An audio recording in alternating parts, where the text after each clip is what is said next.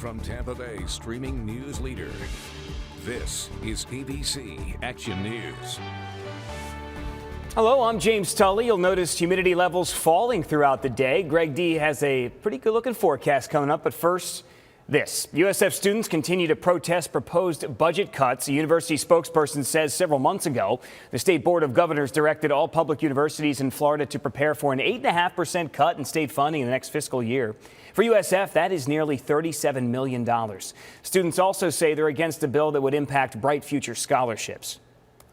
And there's no way I would be able to go to college without having to take out like a bunch of loans. So Bright Futures for me personally is extremely important, and I want the same opportunity I have two younger sisters.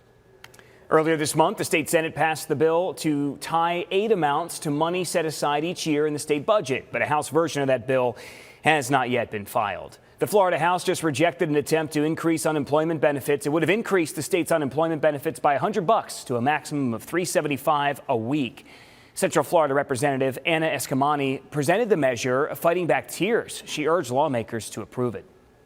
It's really hard to have a second chance when you only get $275 a week and are trying to think about where you're going to feed your kids.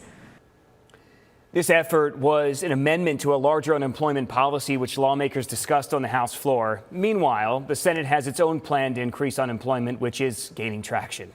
You might soon have to pay more for some popular personal care items. Procter & Gamble claims that raw materials are getting more expensive, so it plans to charge retailers 5 to 9% more for Pampers, Luvs, Always, and Tampax products.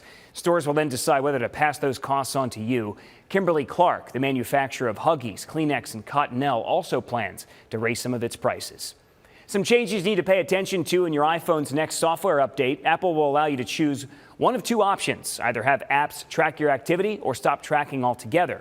If you allow tracking, your phone will be assigned to a random number. This way, advertisers can track your behavior without knowing your personal information and customize ads for you. Something to keep in mind. Now here's Greg D with your forecast.